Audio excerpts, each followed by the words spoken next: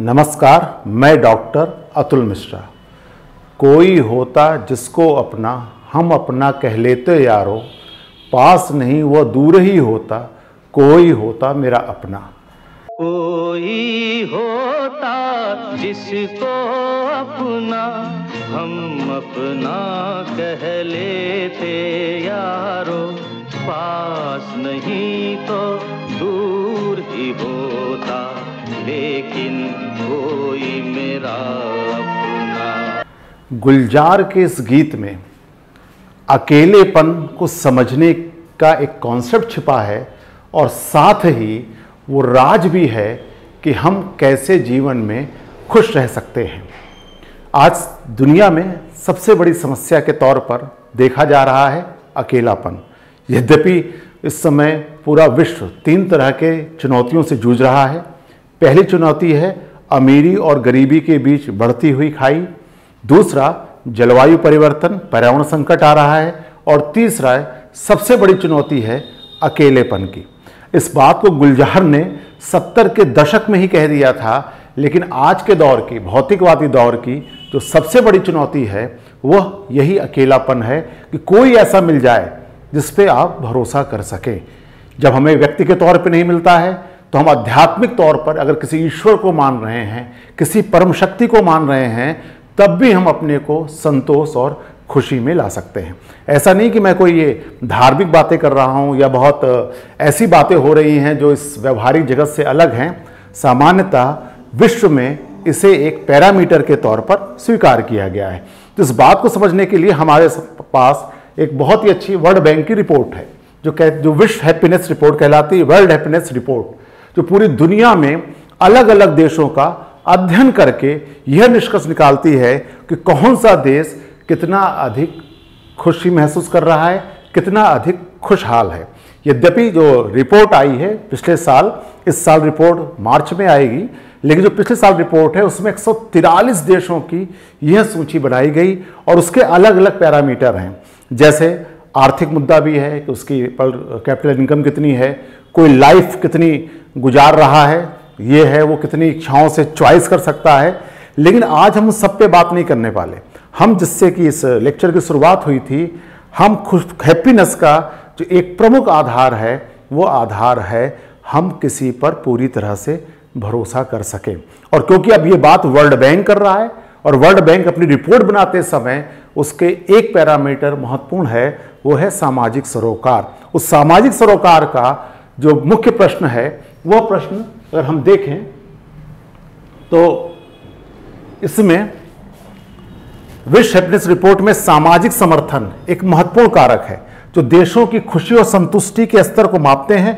सामाजिक समर्थन का अर्थ है कि लोगों को अपने परिवार, दोस्तों और समुदाय से समर्थन और सहायता मिलती है कि नहीं मिलती है। अब देखिए इसमें क्या है, परिवार, दोस्तों और समुदाय से समर्थन और सहायता मिलती है। यदि हम बहुत भौतिकवादी जीवन जी रहे हैं, खुद में बहुत स्वार्थी हो गए हैं और हमें यह लगता हो कि पैसा ही सब कुछ है, सामाजिक संबंध महत्वपूर्ण नहीं है, तो हमें ध्यान से इस वर्ल्ड रिपोर्ट को भी देखना चाहिए।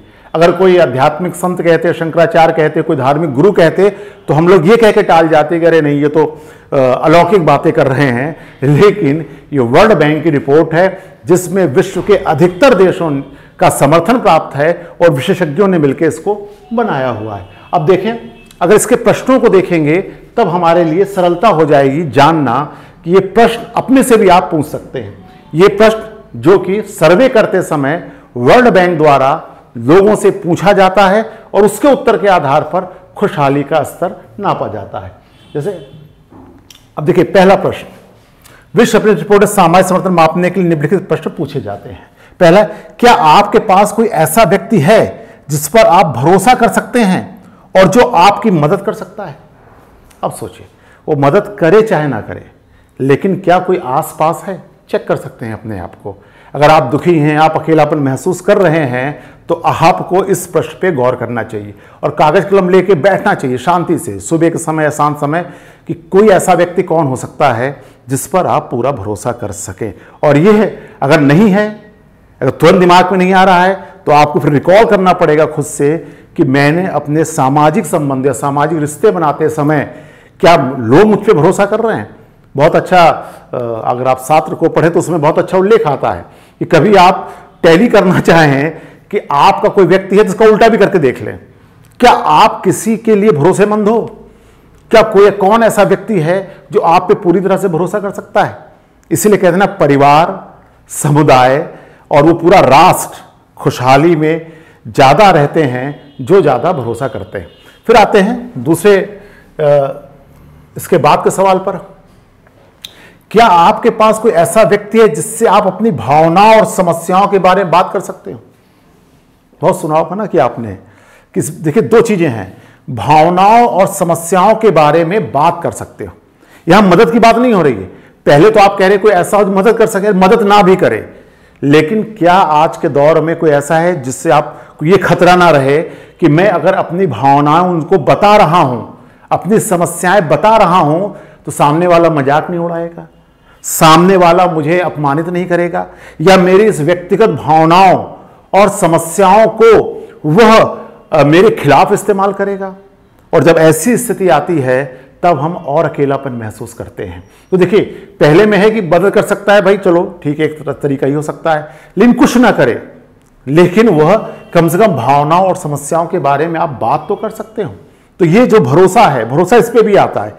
अक्सर हम लोग देखते हैं कि बहुत सारे हमारे आसपास इर्द गिर्द, या आजकल तो बहुत मजाक भी चलता है कि फेसबुक में हजारों लोग जुड़े हुए हैं, लाखों लोग जुड़ सकते हैं, आपके व्हाट्सएप ग्रुप पे बहुत होते हैं, लेकिन आपने महसूस किया होगा जब अचानक आप संकट में फंसते हैं तो आपको क्या याद आता है?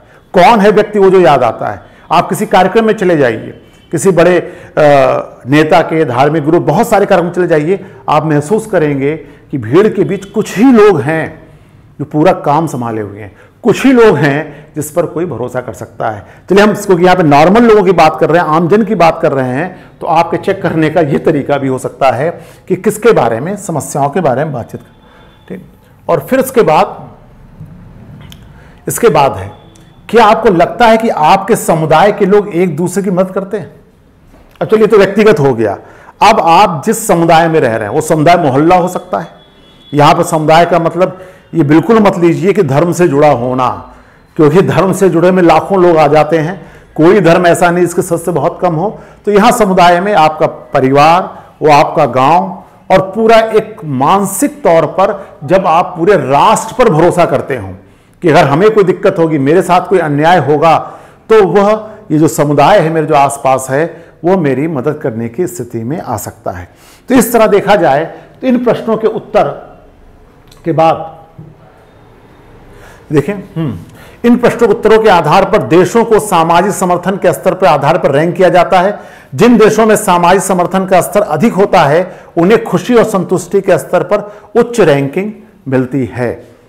अभी जैसे ही हाल ही में मैंने एक अर्थशास्त्री हैं, इलाहाबाद विश्वविद्यालय में प्रोफेसर हैं, जब मैंने उनसे खुशहाली के बारे में पूछा कि गुड लाइफ के लक्षण क्या होते हैं, तो उन्होंने इसका आंसर देने के बजाय वो गीत ही सुना दिया था मेरे गुलजार का, मेरे अपने का इसके इस लेक्चर की शुरुआत में आया था।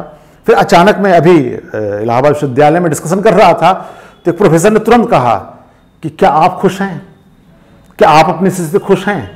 क्योंकि सवाल यहां पैदा हो रहा है इसके बाद का, क्योंकि ये जो रैंकिंग है हमारे सामने खुशहाली की, जिसमें world happiness report 2024 the top 10 happiness countries in world, देखिए Finland, Denmark, Iceland, Sweden, Israel, Netherland, Norway, Switzerland, Australia, top 10 तक भारत नहीं दिख रहा इसमें। क्योंकि अगर हम देखें तो आपको क्या लगता है कि खुशहाली का, ऐसा नहीं है कि खुशहाली का जो पैरामीटर है सिर्फ एक यही है। इसीलिए कहा जाता है कि जब आप किसी ऐसे व्यक्ति को ढूंढते हैं जो कि जिस पर आप भरोसा कर सकें, लेकिन ये एक पैरामीटर है, और इस पैरामीटर में अगर हम लोग थोड़ा सा देखेंगे तो अब देखते हैं India. In 2024 India was rank 143, बस हम इसमें खुश हो सकते हैं कि हमसे नीचे कुछ ही देश हैं। अगर देखा जाए तो 6-7 देश हमसे नीचे हैं, बाकी हम 6-7 देशों से ज़्यादा खुश हैं। लेकिन अगर पूरी दुनिया के खुशहाल देशों में देखा जाए तो हमारी जो रैंक है वह रैंक यहाँ आ रही है 126 के आसपास। और अभी देखिए हम लोग की अभी हमारी जो नई रिपोर्ट्स अभी आ जाएगी, और देखिए world happiness report 2025 scheduled be release March 20। हम लोग देखेंगे कि मार्च 20 में जो रिपोर्ट आ रही है हम उसमें थोड़ा सा ऊपर जाते हैं कि नहीं जाते हैं। यद्यपि इस बार रिपोर्ट का जो फोकस है, हाँ, केयरिंग और शेयरिंग, ठीक, केयर करना और शेयर करना।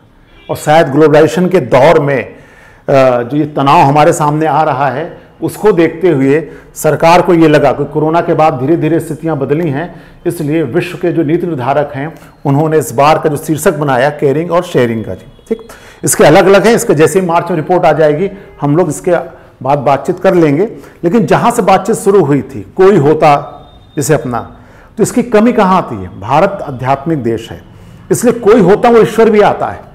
कोई नहीं मिलता है तो ईश्वर है, हम ईश्वर पे भरोसा करते हैं। जो स्पिरिचुअलिटी है, अभी आपने महाकुंभ में देखा होगा कि आप इस तनाव के साथ देखिए 126वीं रैंक, उसके बहुत सारे पैरामीटर हैं जिसको कि हम लोग अलग तरीके दे सकते हैं कि इनकम कितनी है, रोजगार की व्यवस्था क्या है, हमारी हेल्थ स्थिति कैसी है। ऐसा नहीं कि मैं कह रहा हूं कि भारत आध्यात्मिक देश होने के बावजूद आप एक क्वेश्चन मार्क लगाएंगे कि 126वीं रैंक कैसे है। मैं कहता हूं कि उसी ने तो बचा लिया है थोड़ा बहुत। अगर आप ये देखें, कोई होता, अगर ईश्वर है तो इस तनाव के बीच जहां पर बहुत सारी स्थितियां हमारे अनुकूल नहीं हैं, अगर वहां पर अगर आप स्पिरिचुअल हैं, आध्यात्मिक हैं, तो थोड़ी खुशी का अनुभव कर सकते हैं। इसीलिए जो बहुत नित्यंता परेशान है कि आखिर इतनी भीड़ कहां से आ रही है। महाकुंभ हम प्रयागराज में मौजूद हैं हम लोग, और ये देख रहे हैं कि 50 करोड़ से ज्यादा लोग आ चुके हैं। अभी तक इसके पहले होता था कि मौनी अमावस्या होते होते उसके बाद भीड़ कम हो जाती थी। मैं 2001 के महाकुंभ में वेब दुनिया जो पहला इंटरनेट पोर्टल था उसके उसमें रिपोर्टिंग करने में पूरे 2 महीने था, लेकिन हम लोग ये मान के चल रहे थे कि मौनी अमावस्या के बाद धीरे धीरे भीड़ छटने लगती है। उनमें बहुत सारे कारण हैं, किसी अगले लेक्चर में हम लोग बातचीत कर लेंगे। लेकिन जहां तक इसका संबंध है, इस तनाव भरी दुनिया में जहां पर इतने सारे चुनौतियां आ रही हैं, उसमें स्पिरिचुअलिटी, आध्यात्मिकता, ईश्वर पे भरोसा, गंगा माँ पे भरोसा, वो हमें सांत्वना देता है, खुशी देता है, और अकेलेपन को दूर करता है कि मैं अकेले नहीं हूं, पूरे संसार के साथ मैं जुड़ा हूं। एको ब्रह्म द्वितीयो नास्ति, एक महासत्ता ब्रह्म की, और हम सब उसी के पार्ट हैं। तो आध्यात्मिकता इस खुशहाली के इंडेक्स में इसलिए बढ़ोतरी कर रही है क्योंकि भरोसा जब आप अपने पे करते हो, इस परम शक्ति के साथ करते हो और इस अभौतिक सत्ता के साथ करते हो, तो धीरे धीरे भरोसा हमारा अन्य मनुष्यों के साथ हो सकता है। और फिर भी जैसा अपने से प्रश्न अंत में पूछिएगा कि कौन ऐसा व्यक्ति है जिस पर आप पूरा भरोसा कर सकते हो कि संकट पड़ेगा तो वो काम देगा। दूसरा कि किसे अपनी भावनाओं और समस्याओं को रख सकते हो। इसके जो भी अर्थ, जो भी लोग मिले, वो आपके खुशहाली के लिए ज़रूरी हैं, वो आपके लिए कीमती हैं, और आप भी ऐसे लोगों के लिए कीमती बने। इस उद्देश्य के साथ मैं अपनी बात समाप्त करता हूँ। अगले वीडियो में हम लोग खुशहाली के अलग पैरामीटर पर बात करेंगे। धन्यवाद।